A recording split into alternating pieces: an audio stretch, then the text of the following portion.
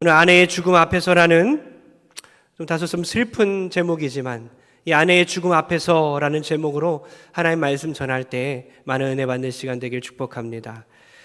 1년 동안 우리 교회에 수십 번의 장례식이 있었습니다.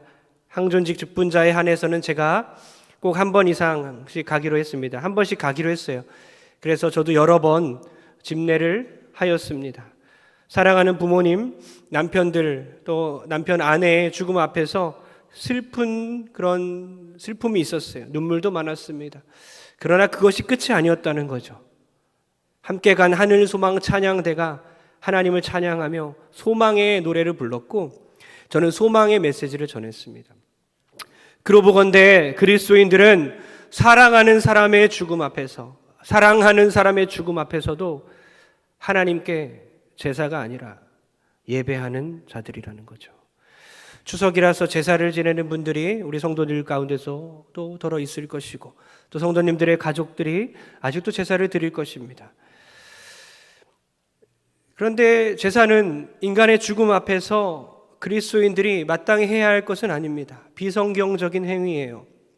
우리 교회 성도님 중 한 분께서 우리 교회에 등록하신 지 한 2년 정도? 그 정도밖에 안 되었는데요. 가족들에게 제사를 하지 않겠다고 선포하신 분이 계십니다. 수십 년 동안 제사를 지내며 살았어요. 예수님을 모르는 상태로 그렇게 수십 년 동안 제사를 지내며 살았지만 예수 믿고 하나님 자녀 되니까 형제들 가운데 막내임에도 불구하고 내가 하나님 앞에서 떳떳하지 못하고 느끼니까 제사를 멈추었다는 것입니다. 제사가 끊기고 예배가 이어지기 시작했다는 것입니다. 할렐루야. 저는 그 가족, 그 성도님의 가정뿐만 아니라 그 식구들뿐만 아니라 온 가족, 형제들, 친지들까지도 모두 예배하는 날이 속히 올 줄 주의 이름으로 믿습니다. 때로는 평화보다는 믿음을 지키는 것이 얼마나 멋진 것인가 생각해 봅니다. 저는 여러분들을 정죄하는 게 아닙니다. 모든 성도님들을 응원합니다. 끌려다니지 말고 복음이란 그 강력한 무기를 가진 자답게 당당하게 가족들을 대하십시오. 하루속히 우리 교회 모든 가정에서 제사가 끊어지고 예배가 이어지는 할렐루야, 제사가 끊어지고 예배가 이어지는 할렐루야, 그런 날이 속히 올 줄 믿습니다. 우리는 죽음 앞에서 슬픔으로 기결되는 것이 아니라 죽음 앞에서 가족을 다시 돌아보는 자입니다. 우리는 죽음 앞에서 무기력해지는 사람들이 아니라 사명을 다시 생각하는 자들입니다. 오늘 말씀 통해서 가족을 다시 돌아보고 다시 한번 사명을 돌아보는 우리 모든 성도 되길 축복합니다. 먼저 가족을 사랑하기로 확정하라. 가족을 사랑하기로 확정하라. 창세기 23장 1절 다 같이 읽겠습니다. 시작. 사라가 127세를 살았으니 이것이 곧 사라가 누린 횟수라. 아멘. 오늘 사라가 죽었고 그 앞에서 아브라함은 슬퍼하며 사라의 그 매장지를 찾는 과정이 23장 전체의 내용입니다. 그 가운데 오늘 23장 1절을 우리는 읽었습니다. 어떤 내용입니까? 그러면 성경에서 여자의 죽음이 몇 살 때 죽었다라는 것이 기록된 곳이 몇 군데 있는지 아십니까? 그러니까 여인들 중에 몇 명의 여자들이, 대부분 남자들이 기록되어 있는데 죽었다, 몇 살까지 살았다, 이런 건 다 남자들에 대한 기록이 있어요. 그런데 여자들, 몇 명의 여자들이 죽은 나이가 기록된지 아십니까? 딱 한 명입니다. 바로 사라. 유일한 기록이에요. 사라가 몇 살 때 죽었더라. 그 이유가 무엇일까요? 왜 성경에서 유일하게 사라가 죽은 나이만 기록되어 있는 것일까요? 왜죠? 우리가 아시다시피 사라는 약속의 자녀를 낳은 어머니이기 때문이에요. 모든 성도들, 우리까지도 모든 성도들의 믿음의 어머니가 되기 때문입니다. 그렇다고 성모 마리아처럼 섬겨도 안 되고요. 어머니 하나님 믿는 것처럼 다른 그런 종교도 있죠. 어머니 성령님, 그런 식으로 믿으면 안 돼요. 다만 우리가 사라를 통해서 본받아야 할 것은 무엇일까? 열국의 어머니라 하였는데 사라의 어떤 부분을 통해서 우리 모든 성도가 배워야 할까? 여러분, 베드로전서는 정확히 이렇게 기록하고 있습니다. 베드로 사도가 뭐라고 하는지 베드로전서 3장 1절로 가보겠습니다. 시작. 아내들아 이와 같이 자기 남편에게 순종하라. 이는 혹 말씀을 순종하지 않는 자라도 말로 말미암지 않고 그 아내의 행실로 말미암아 구원을 받게 하려 함이니. 아멘. 베드로 사도는 모든 아내들에게 남편에게 순종할 것을 가르치고 있습니다. 그 이유가 뭐라 합니까? 아내는 남편을 구원할 수 있는 존재라는 거예요. 아내의 그 따닥따닥 말이 아니라 아내의 그 행동, 순종하는 그 행위를 통해서 남편을 구원할 수 있다는 거예요. 그건 무슨 의미입니까? 아내가 남편 밑으로 들어가라는 게 아닙니다. 상하 개념이 아니에요. 밑으로 들어가서 남편을 그렇게 복종하라는 것이 아니라 사랑으로 순종하는 거예요. 그의 영혼을 구원하기 위해서. 아내의 행실이 남편을 구원할 수 있기 때문에 순종하라는 것이죠. 또 그 베드로가 무슨 말을 하느냐면요, 계속해서 그 밑으로 읽어보면 이런 말합니다.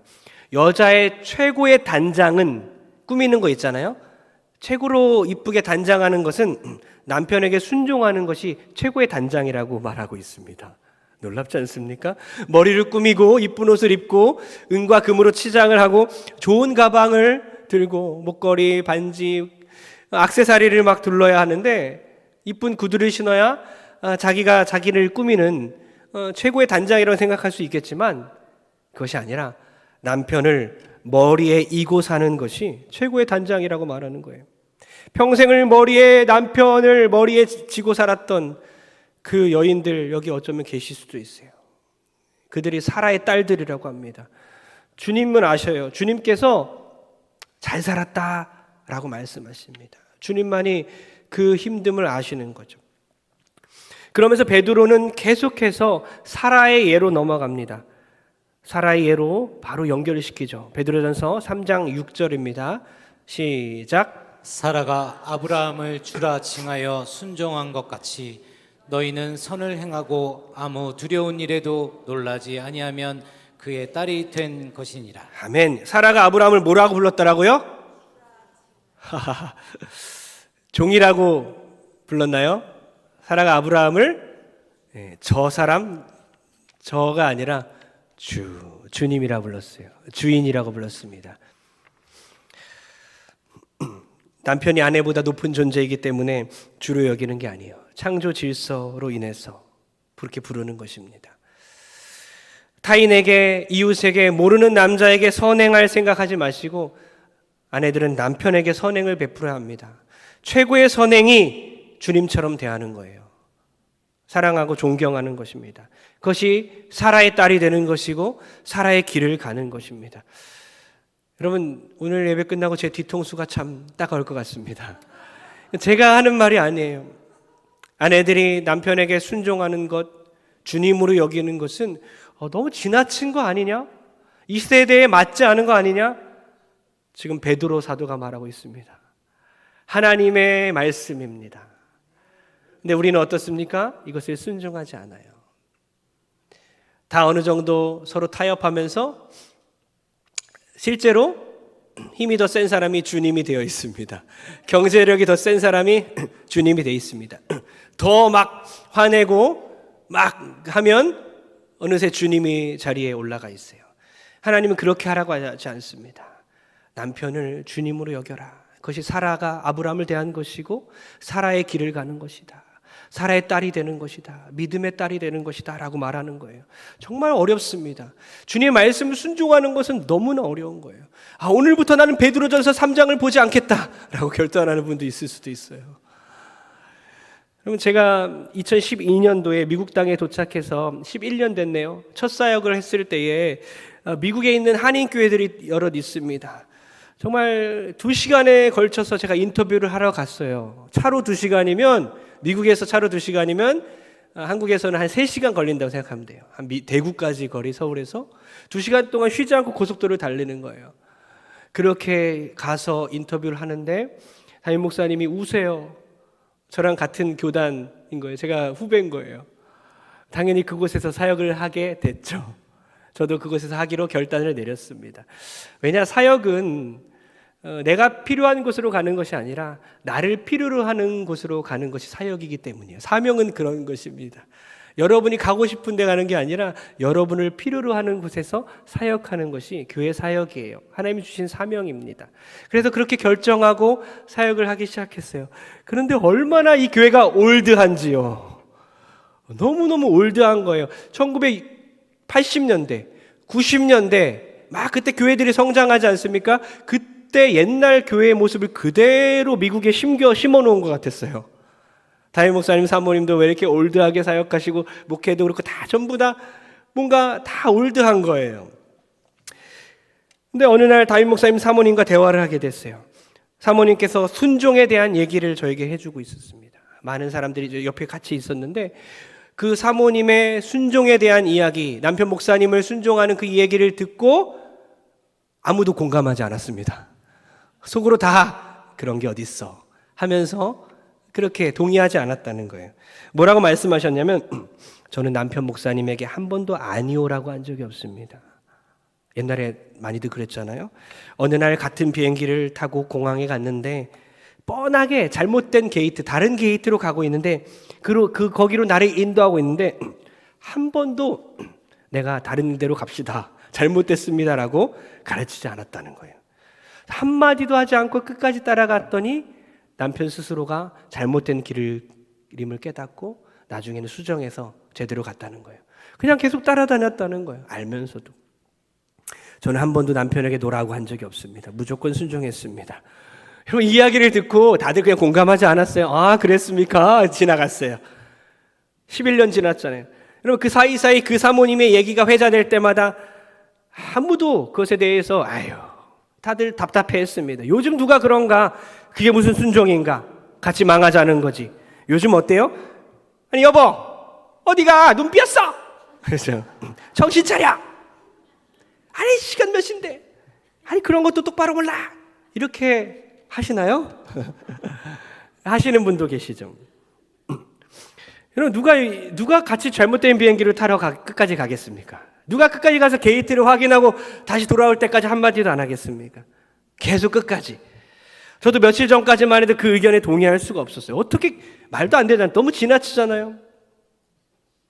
근데 이 본문을 다시 묵상하니까 조금은 이해할 수 있겠더라고요. 솔직히 제가 자문해 봤습니다. 아니, 솔직히 여러분 물어봤으면 좋겠어요. 요즘 아내들과 그 사모님과 누가 더 사랑에 가까울까? 어쩌면 우린 너무나 멀리 왔다는 것이죠. 남편을 주라고 칭하라고, 주님이라고 칭하라고. 어떻게 그런 말씀을 할까? 여러분, 요즘 아내들과 그 사모님과 누가 더 성경에 가깝겠습니까? 박지훈 목사님 늘 여자 편 드는 설교했는데 오늘은 웬일일까? 오늘 남편에게 순종하라니, 남편이 주님이라니. 제가 말한 것이 아니라, 제가 쓴 것이 아니라 하나님이 성경에 쓰셨습니다. 에베소서 보니까 아내들이여 자기 남편에게 복종하기를 주께 하듯 하라. 주님께 대하듯이 하라는 거예요. 오늘 남편들 신이 나셨습니다. 너무 행복하죠? 그럼 뭐라 하냐? 이는 남편이 아내의 머리됨이니 그리스도께서 교회의 머리됨과 같음이라. 그가 바로 몸의 구주시니라. 제가 썼나요? 성경에 써 있네. 성경에 써 있어요. 주님께서 말씀하시는 거예요. 아내들은 자기 남편에게 복종하기를 나한테 하듯 해주면 안 되겠니? 주님이 부탁하신 거예요. 남편들에게 정말 부족하고 연약하고 비겁하고 때론 비열하고 부족하고 했죠. 부족하고 경제적으로도 여러 면에서 남자답지 못하지만 그래도 나에게 대하듯이 해줄 수는 없겠니? 그게 말씀이에요. 사라의 인생을 보십시오. 아브라함과 결혼해서 온갖 고생을 다 합니다. 남편이 갑자기 좋은 환경 버리고 떠난다고 하여 따라갔습니다. 기근을 만나 가난을 경험합니다. 남편 따라갔더니 가난해졌어요. 남편이 조카를 구하겠다고 떠납니다. 갑자기 과부가 될 뻔합니다. 아이를 낳지 못해요. 그 당시 아이를 낳지 못하면 정말 비참한 인생인데 여종 하갈을 통해서 남편에게 여종 하갈을 주고 아이를 낳으려고 했는데 여종이 임신을 하니까 자기를 멸시하네요. 조카 롯은 구하러 목숨까지도 걸고 구하러 갔는데 바로 왕과 아비멜렉 왕에게 2번이나 나를 팔아버리네. 그래서 첩으로 팔려갈 뻔합니다. 하나님의 은혜로 이삭을 낳았습니다. 너무 기뻤지만 아들을 번제물로 바친다면서 자기와 상의도 안 하고 아침 일찍 떠나버립니다. 귀한 자식 이삭, 평생 아들만 보고 살았는데 번제로 바쳐지는 그런 상황 가운데서도 바보같이 멍청이처럼 꿈쩍도 안 하고 가만히 있는 거예요. 한순간에 아들을 잃을 뻔했습니다. 그 아들이 어느덧 37세가 되었네요. 결혼할 나이가 훌쩍 넘어버렸어요. 그 당시에. 그런데 결혼하지 못한 상태에서 자기는 이제 죽게 된 겁니다. 여러분, 이게 사라가 행복한 겁니까? 사라가 복받은 겁니까? 열국의 어미입니까? 사라가 무슨 특별한 일이 있습니까? 무슨 복을 받았습니까?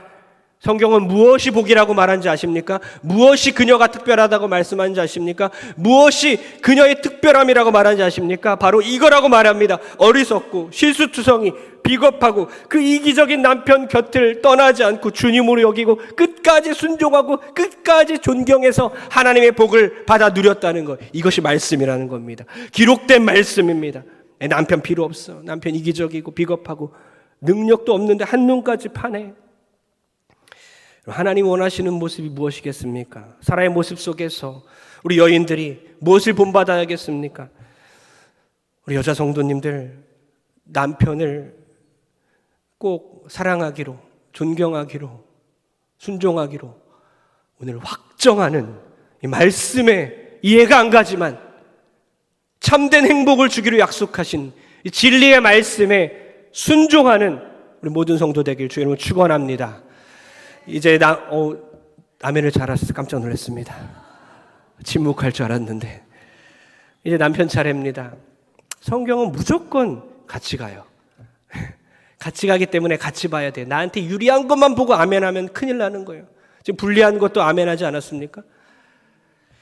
여러분, 아내를 사랑하기로 남편들을 확정하시기 바랍니다. 오늘 사라의 죽음 앞에서 아브라함은 어땠습니까? 23장 2절입니다. 23장 2절 다 같이 시작. 사라가 가나안 땅 헤브론 곧 기럇 아르바에서 죽음에 아브라함이 들어가서 사라를 위하여 슬퍼하며 애통하다가. 아브라함은 사라의 죽음 앞에서 슬퍼하고 애통해합니다. 무슨 말입니까? 슬퍼하고 애통하다 뜻은 견딜 수 없는 아픔 때문에 가슴을 치면서 통곡했다는 뜻입니다. 충격지수가 제일 큰 것이 부부간의 사별이라고 합니다. 사랑하는 아내 잃었을 때, 사랑하는 남편 잃었을 때 가장 힘들다는 거예요. 아브라함은 울었습니다. 아들을 번제로 드릴 때 눈 하나 꼼짝 안 했던 그가 아내가 죽었을 때에 애통해하고 슬퍼했다는 거예요. 아브라함이 어떤 생각이었을까요? 어떤 것이 가장 후회됐을까요? 2번이나 팔려고 했던 것,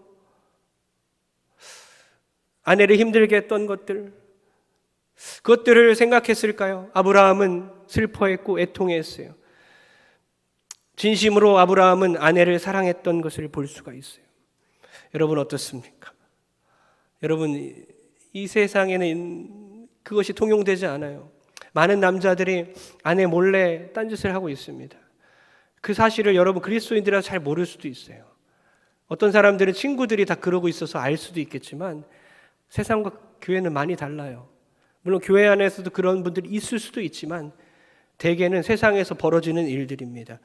그래서 이런 말이 있어요. 부인이 죽으면 겉으로는 울지만 화장실에 들어가서는 너무 좋아 웃는다. 요즘 예수님 믿지 않는 남자들 아내 몰래 바람피고 적당히 바람피고 아내 몰래 데이트도 몰래 하고 오피스 와이프라고 하죠. 사무실에서 만나는 사람이 따로 있어요. 우리 그리스도인들은, 남자들은 생각해 봐야 합니다. 하나님이 주신 내 아내를 진심으로 사랑하고 있는지. 늘 티격태격 싸우다가 공룡 티라노사우루스처럼 발톱으로 막 서로 긁다가 발톱 빠질 때까지 서로 핥히고 상처 입히고 그때까지 싸우다가 죽을 것인가? 여러분, 많은 상처를 입고 살아가겠지 않습니까? 그렇게 서로 핥히다면. 그래도 여러분, 아내가 죽으면 얼마나 슬퍼할까요? 남편이 죽으면 얼마나 슬퍼하겠습니까? 슬퍼하며 애통하지 않을 남편이 어디 있겠습니까? 그러니 죽기 전에 잘해야 된다는 거예요. 아내를 진심으로 사랑해야 된다는 거예요. 베드로 사도는 정확하게 사라가 아브라함에게 주라 그렇게 순종했던 이야기를 하면서 바로 다음 구절에 남편들은 아내를 어떻게 돼야 되는지 역할을 바꿔서 설명을 합니다. 바로 연이어서 다음 구절이죠. 베드로전서 3장 7절입니다. 다 같이 시작. 남편들아 이와 같이 지식을 따라 너희 아내와 동거하고 그를 더 연약한 그릇이요 또 생명의 은혜를 함께 이어받을 자로 알아 귀히 여기라. 이는 너희 기도가 막히지 아니하게 하려 함이라. 아멘. 남편들아 아내를 귀하게 여기라. 아내는 연약한 그릇이다. 내 남편 꼭 왔어야 되는데, 이거 들었어야 되는데. 여러분, 강철 같은 아내도 사실은 깨지기 쉬운 그릇이다. 살다 보니 강철로 둔갑한 것이다. 강해져야 하니까, 상처도 이겨내야 하니까, 가족들 먹여 살려야 하니까, 아이들 낳고 기르다 보니까 강철이 된 것이지 사실은 연약한 그릇이다. 육체적으로 연약하고 감정도 연약한 그릇이다. 그러니까 남편들이 마땅히 사랑을 해줘서 충만해져야 되는데 충만한 사랑을 해주지 않으니까 더욱더 강하게 자기를 보호하는 것이다. 아내를 사랑해라. 귀하게 여겨라. 강철이 다시 말랑말랑해질 때까지 사랑하고 아껴라. 저는 이렇게 해석이 되는 거예요. 얼마나 사랑을 못 받았으면 세질 수 있겠습니까? 강철로 둔갑을 하겠습니까? 여러분, 하나님께서 주신 생명을 함께 받아 누리는 자로 귀하게 여기라고 적혀 있어요. 아내를 연약한 그릇으로 여기면서 동시에 귀하게 여겨라. 왜요? 세상 사람들과 다르다. 하나님의 말씀대로 하나님의 생명을 같이 이어서 유업으로 받을 자다. 그 당시에 여자들의 권한은 없었습니다. 유업을 받을 수가 없었어요. 그러나 생명을 받을 수 있었어요. 예수 생명을, 그 당시에 예수 믿는 자들은 예수 생명을 받을 수 있었어요. 그렇게 아내는 예수 생명 받을 자로 여기고 그렇게 배필로 알아라 라는 말씀입니다. 그 이유가 뭔지 아십니까? 남편들이 여자를 귀하게 여기고 아내를 귀하게 여겨야 하는 이유가 뭔지 아십니까? 베드로전서나 좀 전에 우리가 읽었는데 정확하게 이렇게 말해요. 너희의 기도가 막히지 않게 함이니라. 할렐루야. 기도가 막히지 않으려면 아내를 귀하게 여기라는 거예요. 바꿔 말하면 아내를 사랑하지 않는 남자들의 기도가 하늘에 상달되겠습니까? 다른 여자에게 마음이 있는 남자들의 기도를, 집사님들의 기도를 하나님이 들으시겠습니까? 아내를 소중히 다루지 않고 함부로 대하는 그 장로님들과 목사님들의 기도를 저도 포함해서 그 기도를 주님께서 들으시겠습니까? 백날 기도하러 하고 40일 금식 기도한다 한들 10시간 20시간 하나님께 기도한다 한들 그 기도가 하나님께 올라가겠습니까? 아내를 귀하게 여기지 않으면, 아내를 진심으로 사랑하지 않으면 절대로 하나님이 기도를 듣지 않으신다. 그 말씀 꼭 기억하시고 기도가 뚫리기 위해서, 기도가 하나님이 들으시기 위해서 아내를 진심으로 사랑하는 우리 모든 남자들, 모든 성도 되길 주의 이름으로 축원합니다. 여러분, 이 기도는 여기 기도 말하는 게 아니에요.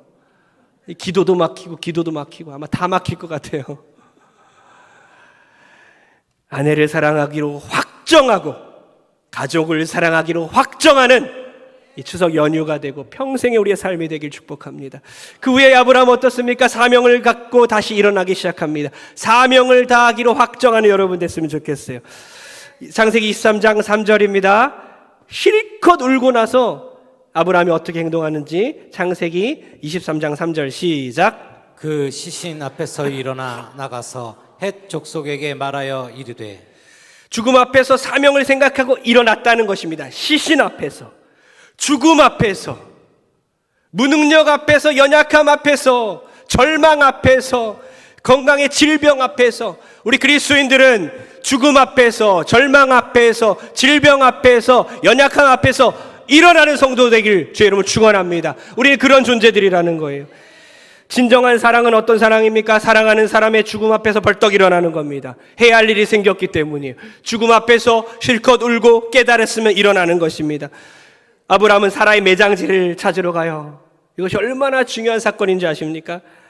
사라가 죽은 곳은 헤브론 땅이었어요. 헤브론 어떤 데죠?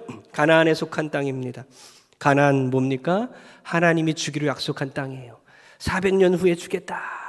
그 땅을 약속하셨어요. 그래서 이삭을 주셨고 자자손손 별과 같이 모래알처럼 많아지고 그 사람들이, 하나님의 백성들이 살 땅, 가나안 땅을 너희들에게 줄 것이야. 그 가나안 땅에 속한 헤브론에 속한 그곳에 매장지를 찾았어요. 여러분, 사라는 그곳에서 죽었어요. 사라는 헤브론에서 죽었다는 것은 가나안에서 살다가 가나안에서 죽었다는 겁니다. 사라는 하나님의 약속을 평생 동안 떠나지 않았다는 거예요. 그러니까 아브라함은 그 사라의 죽음을 통해서 아내의 죽음을 통해서 이제 약속 성취의 시작으로 이어집니다. 하나님의 사명을 가지고 일어나기 시작합니다. 여러분, 병에 걸렸습니까? 몸이 안 좋습니까? 사랑하는 사람이 먼저 떠났습니까? 일어나십시오. 일어나셔서 가정 일으키시고 남편 일으키고 아내 일으키고 자녀를 구원하고 교회를 일으키는 사명 감당한 여러분 되길 주님으로 축원합니다. 창세기 23장 13절 다 같이 읽겠습니다. 시작. 그 땅의 백성이 듣는 데서 에브론에게 말하여 이르되 당신이 합당히 여기면 청하건대 내 말을 들으시오.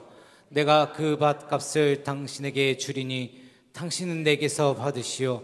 내가 나의 죽은 자를 거기 장사하겠노라. 그렇게 매장지를 찾았고요. 그 결과 우리 마지막 20절 한번 읽어보겠습니다. 오늘 마지막 9절 다 같이 시작. 이와 같이 그 밭과 거기에 속한 굴이 헷 족속으로부터 아브라함이 매장할 소유지로 확정되었더라. 아멘. 23장 전체의 내용이 다 담겨있는 매장지 찾는 과정에서 무엇이 중요한 포인트냐? 왜 이렇게 길게 설명했느냐? 왜냐? 아브라함은 값을 지불한 거예요.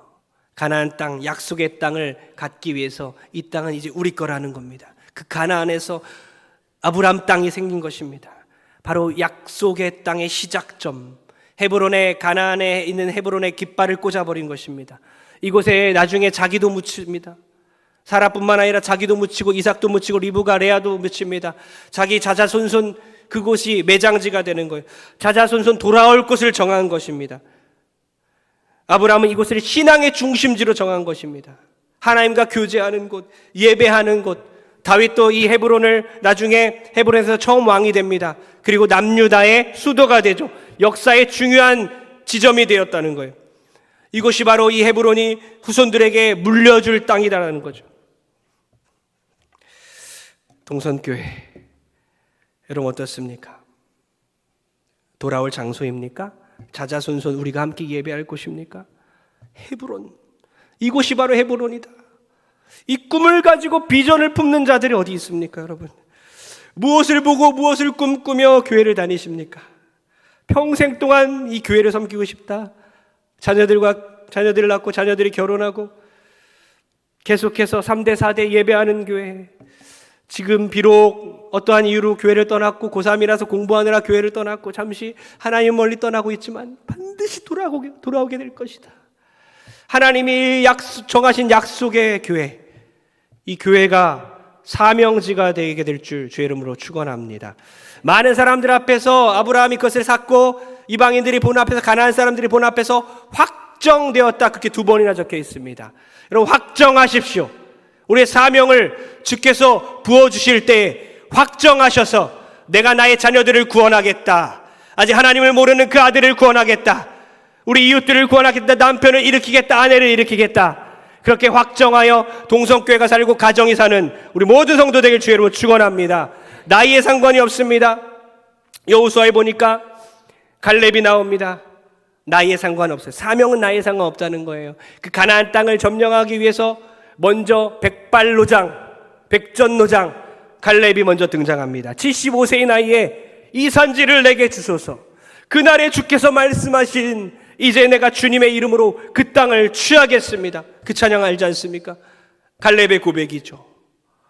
나이 상관없어요. 건강 상관없어요. 어떤 환경 상관없어요. 사명에는 수명과 사명이 같이 가잖아요. 수명이 붙어있는 한 사명이 있는 겁니다. 사명이 다하는 날 우리 수명은 끝나는 거예요. 사명과 수명은 같이 있습니다. 하나님이 100세까지 살면 그때까지 사명 감당하라는 거예요. 사명은 수명입니다. 할렐루야. 끝까지 가는 것입니다. 지난주에 75세, 80세 노장들의 발을 제가 씻겼습니다. 발을 막 만지고 얼마나 눈물이 나는지 저도 울고 권사님들도 울고 막 발을 씻기면서 계속 펑펑 울었어요. 주체할 수 없는 눈물이. 세종식 화면 한번 보여주십시오. 지난주 시니어스쿨에서 제가 설교하고 1시에 우리 한 30명 정도 되는 우리 어르신들의 발을 함께 씻겼습니다. 예수님의 마음으로 잘 섬기겠습니다 하면서 씻겼어요. 얼마나 은혜가 되는지요. 같이 눈물 흘릴 수밖에 없어요. 그 뜨거운 눈물이 그 안에 있었어요. 그분의 발을 만지면서 어떤 생각을 했겠습니까? 동선교회가 이분들의 발을 통해서 이렇게 세워졌구나. 동성교회가 하나님의 은혜 가운데 이분들의 발을 통해서, 이분들의 땀과 피와 기도를 통해서 이 자리에 있어졌구나. 문자가 이렇게 나중에 오더라고요. 얼마나 세족식의 은혜를 받았는지. 저도 너무 좋았는데 우리 장로님 권사님들이 이런 문자를 보냈어요. 목사님 감사합니다. 너무나 많이 받은 은혜 고이고이 간직하고 있겠습니다. 만군의 여호와 믿음의 주께서 세족식으로 천한 백성 작은 자에게 말로 닿을 수 없는 감동과 크고 아름다운 회심으로 깊은 여운을 주셨습니다. 추석 명절에 축복권을 사용하라며 담임 목사님의 사랑과 열심으로 권면하셨는데 감사합니다. 저는 이 말이 마음에 드는데요. 거울 보듯 이 좋은 날, 귀한 시간 기억하겠습니다. 거울 보듯이 이 좋은 시간, 귀한 날을 기억하겠다는 거예요. 여러분, 사라가 147세에 죽었다고 적혀 있습니까? 아까 1절 읽었는데 147세까지 살았다, 누렸다, 누린 횟수라. 우리 모든 그리스도인들은 죽어가는 것이 아니라 사는 인생이며 누리는 인생이 될 줄 믿습니다.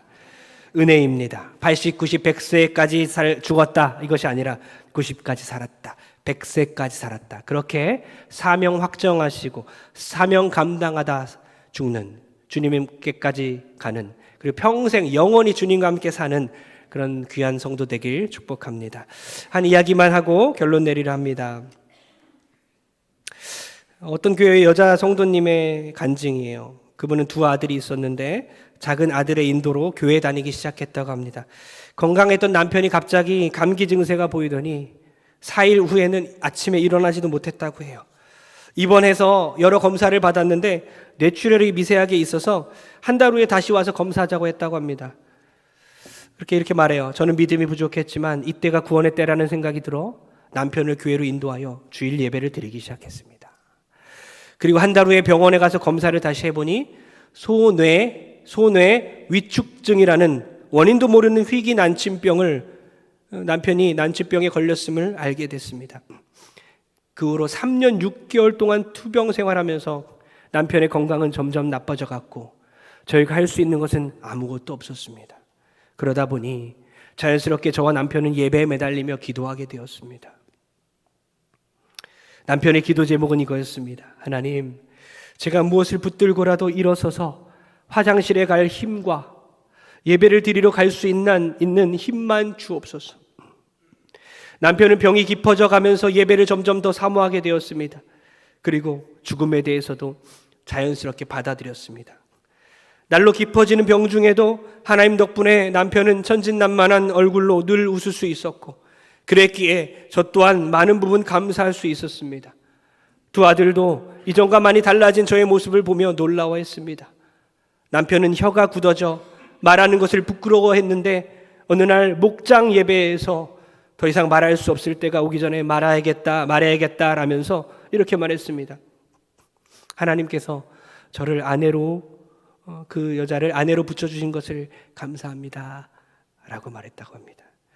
남편이 소천하는 전날에도 함께 말씀을 보았는데 환난에 대하여 낙심하지 말라, 이는 너희의 영광이니라 하시는 에베소서 말씀을 보면서 남편은 고개를 끄덕였습니다. 그리고 찬송가를 힘들게 부르고 작은 소리로 안간힘을 쓰면서 여느 날보다 3배는 길게 기도했습니다.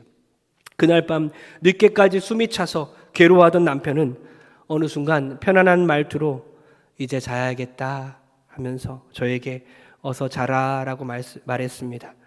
잠들었다가 깬 저는 습관대로 남편의 패드를 갈아주려는데 남편은 편안한 모습으로 잠자는 듯 천국으로 이미 가 있었습니다. 그러면서 계속 이렇게 말하는 거예요. 아브라함은 사랑하는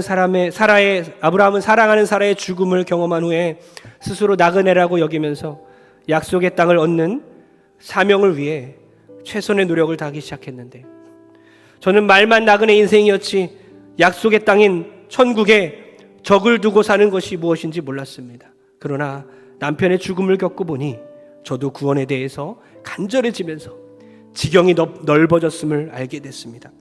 남편을 보내고 뒤이어서 둘째 아들이 좋은 직장을 내려놓고 사람 낚는 어부가 되겠다고 하면서 유학을 떠났습니다.